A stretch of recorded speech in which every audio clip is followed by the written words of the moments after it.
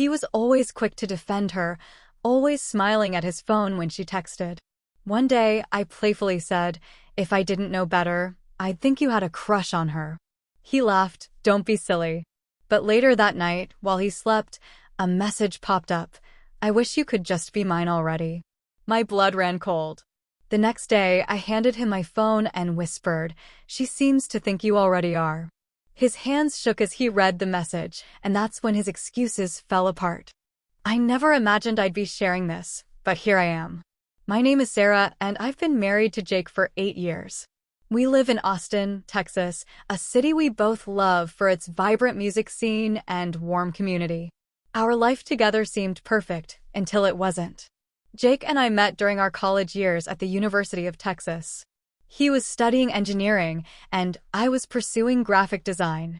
Our paths crossed at a local coffee shop near campus, and from that moment, we were inseparable. After graduation, we both landed jobs in Austin and decided to settle down here. We bought a cozy house in the South Congress neighborhood, known for its eclectic shops and lively atmosphere. Our marriage had its ups and downs, like any relationship, but I always believed we had a strong foundation of trust and love. Jake was my rock, always supportive and understanding. He had a close-knit group of friends from work, and they often hung out together. One of his colleagues, Laura, became a frequent name in our conversations. She was part of his project team at the tech company where he worked downtown. At first, I didn't think much of it. Jake would mention Laura's ideas during dinner, praising her innovative approach to problem-solving. He'd often chuckle at a text from her, saying she had a great sense of humor.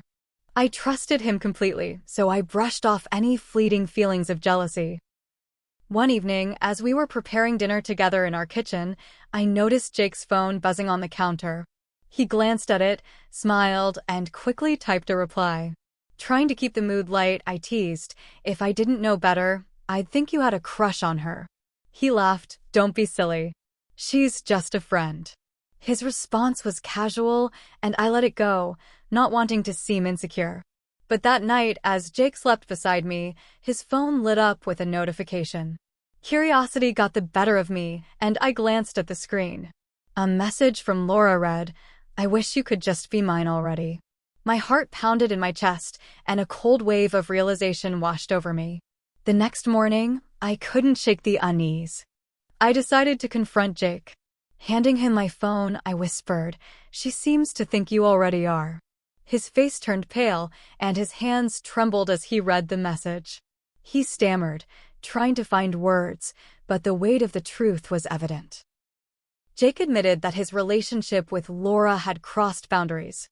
It started as innocent conversations about work, but gradually evolved into something more.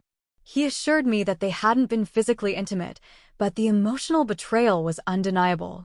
He apologized profusely, expressing regret and shame for his actions. I was devastated. The trust we had built over the years shattered in an instant. I took some time to process everything, staying with my sister in the nearby Hyde Park neighborhood. During this period, Jake attended counseling to understand his behavior and work on his issues. After weeks of reflection and numerous heartfelt conversations, we decided to seek couples therapy. It wasn't an easy journey, but we were committed to rebuilding our relationship.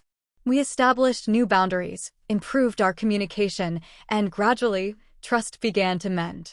Today, we're still together, stronger and more connected than before. The experience taught us the importance of honesty and the need to nurture our bond continually. While the scars remain, they've become reminders of our resilience and dedication to each other. I stayed at my sister's place for 2 weeks after I found that message. I couldn't stand being in the same house as Jake. Every room felt different, like it had changed, or maybe I had. The kitchen where we made pancakes on Sundays.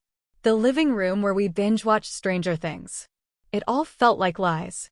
He texted me every day. Nothing too long. Just, "I'm sorry, I love you," or "I don't know how I let it get this far." I didn't reply. I just read them, sat with the anger, and tried to make sense of it. I wasn't just hurt. I was humiliated.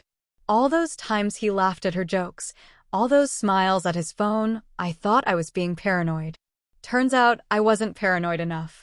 When I finally agreed to meet him, we sat in our favorite coffee shop on South First. He looked like hell. Eyes sunken, beard untrimmed. But I didn't feel sorry for him. Not yet. I didn't mean for it to happen, he said, voice low, eyes locked on his coffee. That doesn't matter, I said. It happened. Then he said something that stopped me cold. She was going through a divorce. I was trying to be there for her. I didn't realize how far it had gone until she sent that message. I narrowed my eyes. You didn't realize? She thinks you're hers. He didn't deny it. He didn't even try to clean it up. Just sat there. Silent. That was the first time I wondered if it really was just emotional. Something in his face told me it wasn't. But I didn't press. Not yet. We started therapy the next week. Our counselor was a soft-spoken man named Aaron. He listened, asked questions, made us dig into uncomfortable truths. At first, Jake did most of the talking. He admitted to feeling lonely, said I'd grown distant over the last year. I almost laughed in the session. Distant? I was working 2 jobs trying to help us save for a second car. He was the one who got home late. He was the one glued to his phone. Still, I listened. I tried to keep an open mind. Maybe I had been distant. Maybe we both had. But being tired and busy doesn't excuse betrayal. One night, a month into therapy, I came home from work and found Jake sitting on the porch. He was shaking. Literally shaking. What happened? I asked. He handed me his phone. It was a screenshot from Laura. A long, angry message. You used me. I thought you were serious. You told me you loved me. You're just going to throw me away and go back to her? If I can't have you, no one should. That last line stuck in my head like a nail. Did you tell her it was over? I asked. He nodded. Last week. After our last session. I told her I needed to focus on my marriage. I blocked her after that. But clearly, she found a way to reach him. The message had come through email. I couldn't sleep that night. The thought of this woman, this other woman, being angry, unstable, and still clinging to my husband made me sick. And scared. 3 days later, I came home from work and something was off. Our bedroom window was cracked open. It wasn't like that when I left. I checked inside. Nothing looked missing. But our wedding photo, the one on Jake's side of the dresser, was face down. I froze. I called Jake. He rushed home. We filed a police report, but without signs of forced entry or theft, there wasn't much they could do. The officer said it could have been wind. But I knew better. That picture didn't flip itself. The next morning, Jake's car had a scratch down the side. Not deep, but long. I checked our Ring camera. Of course it didn't catch anything. Jake had disabled it a week earlier, said it was acting up. Now I wondered if that was just another lie. When I confronted him, he swore he hadn't touched it. Swore he hadn't seen Laura or contacted her in any way. I told her it was over. I blocked her. I swear, Sarah. I don't know how she's still getting through. It felt like we were living in a thriller now, not a marriage. Then came the twist I never saw coming. Jake's coworker, Mark, called me. We weren't close, but he had my number from a work dinner we all attended once. Hey, Sarah. I didn't know if I should tell you this, but I think you should know. I sat down. Laura's not getting a divorce. She never was. Her husband came into the office last week. Wanted to talk to Jake. They had it out in the parking lot. HR had to break it up. What? Yeah. I guess he found out about them. She told him Jake was planning to leave you. My stomach turned. She lied to both of us? I asked. Looks like it. Jake didn't say much after the fight, just said it was over. I thanked him and hung up. Then I sat there, shaking, trying to process it all. Laura wasn't just some flirty coworker with feelings. She was manipulative. Dangerous. And Jake. He had been lying to me and getting lied to himself. But what tore me up the most was this: Jake had never told me about the fight with her husband. He'd hidden that. And I couldn't figure out why. To protect me? Or himself? I decided not to confront him right away. I needed time. I needed to think. But the lies were piling up. And deep down, I was starting to ask myself something I didn't want to admit. Had I really forgiven him? Or was I just too scared to start over? A week passed after the call from Mark. I didn't say anything to Jake about it. I wanted to see if he'd bring it up himself. He didn't. He acted like everything was slowly getting better between us. He made breakfast in the mornings, sent check-in texts during the day, even started reading one of the books our therapist recommended about rebuilding trust. It almost felt normal again. But every time he looked at me with that tired smile, all I could think was, what else haven't you told me? Then, on a quiet Wednesday evening, I got an email. No subject line. No sender name. Just one line in the body. You don't know the half of it. Attached were 5 photos. The first 4 were pictures of Jake and Laura. Together. Not at work, at restaurants, at Zilker Park, even one of them sitting in his car, smiling. It looked like they were on a date. Multiple dates. But it was the last photo that made me stop breathing. It was Jake, outside what I recognized as a motel on I-35. He was leaning against his car. Laura was walking toward him. Her hand was on his chest. The timestamp showed it was from 2 months before I found that first message. 2 months before I knew anything. I stared at the photos for a long time. My hands were ice cold. My ears were ringing. I couldn't even cry. Just rage. Quiet, deep rage. I didn't say anything to him that night. Or the next. I needed answers, but I also needed a plan. I called Mark again. Be honest, I said. Did you know about the motel? He was quiet for a moment. I didn't see it, Sarah. But people talked. A couple of us noticed he'd leave early some Fridays. Said he was meeting a friend or had an appointment. Laura would leave a little before or after. It wasn't hard to connect the dots. Why didn't anyone say anything? He sighed. Office politics. No one wanted to get involved. Jake's well-liked. Laura, not so much, but she had her way of making people stay out of her business. The next morning, I confronted Jake. I put the photos on the table. No words. Just placed my phone in front of him. He didn't even look confused. Just defeated. Like he knew this moment was coming. I didn't sleep with her, he said. That's not what the pictures say. She kissed me. Once. I pulled away. We talked. A lot. I was angry, confused. I felt like you didn't see me anymore.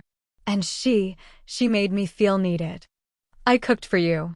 Cleaned for you. Supported your career. I saw you. You just wanted someone else to stroke your ego. He didn't deny it. And then he said something I wasn't ready for.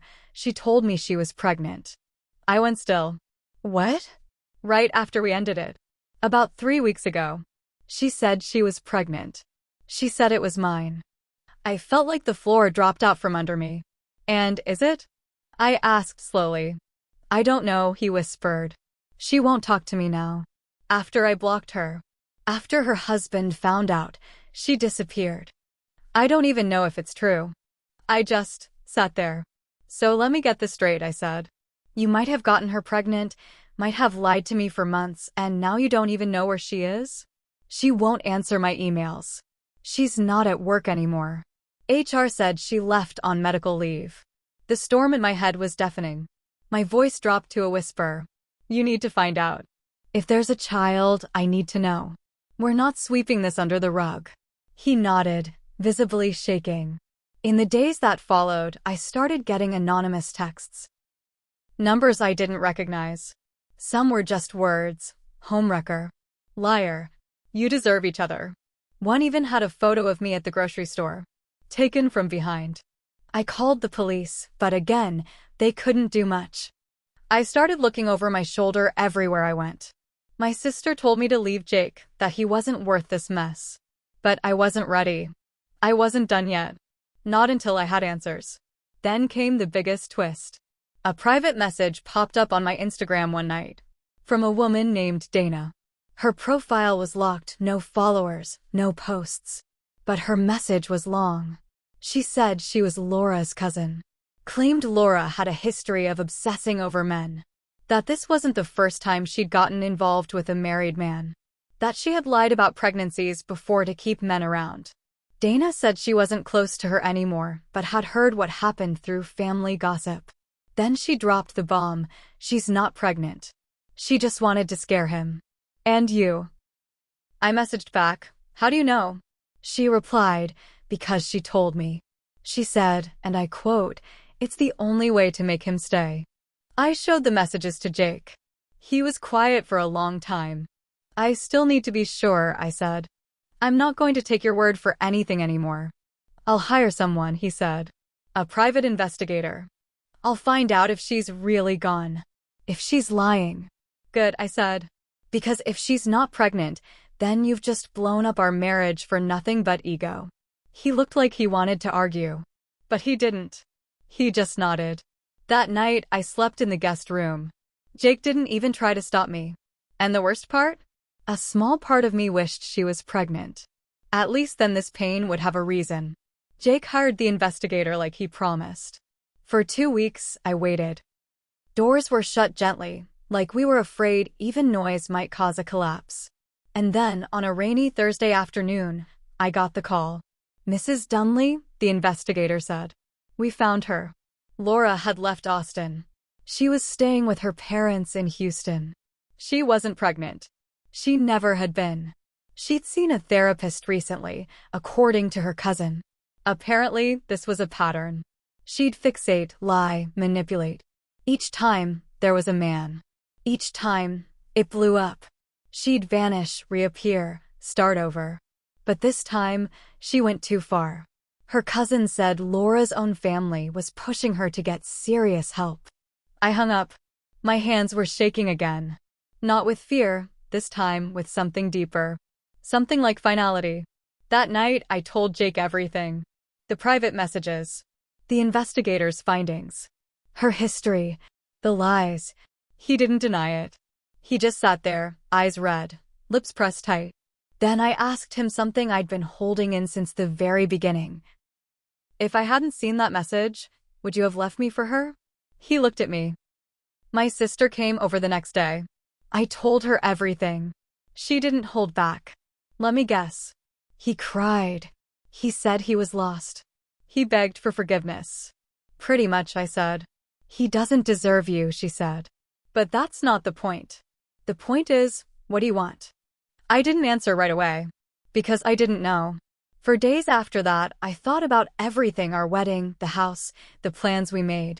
And all the little moments I now had to re-examine through the lens of betrayal. Eventually, I asked Jake to leave the house. Just for a while. He didn't fight it. He packed a bag, said he'd stay with a coworker. As he walked out the door, he turned and said, I'll wait. However long it takes. If you want me back, I'll be here. I didn't say anything. Over the next month, I tried to rebuild my sense of self. I saw a therapist on my own. I reconnected with old friends I'd drifted from during the marriage. I even took a short solo trip to New Mexico. Just to breathe, to exist outside of all the pain. I thought a lot during that trip. About what forgiveness really meant. About what I needed. And what I deserved. When I came back, Jake and I met one last time. Neutral ground. A park near the lake. It was quiet. Still. He asked if I was ready to talk. I nodded. I believe you're sorry, I said. But I also believe you let it happen. You chose her. Again and again. And, even when it ended, you still weren't honest with me. Not about the motel. Not about her husband. Not about the pregnancy. He opened his mouth, but I raised a hand. I'm not here to fight. I just need you to know. I'm choosing myself this time. A pause. I'm filing for divorce. He closed his eyes. His lips trembled. But he nodded.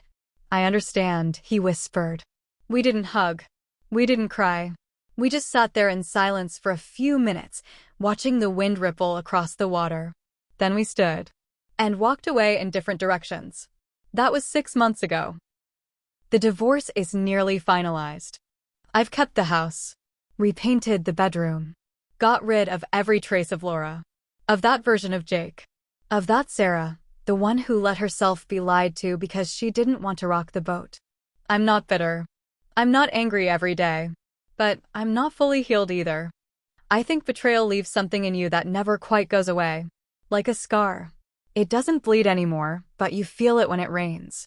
People ask if I'd ever date again. I don't know. Maybe one day. But right now, I'm just trying to fall in love with myself again. And that's the most honest thing I've said in a long time.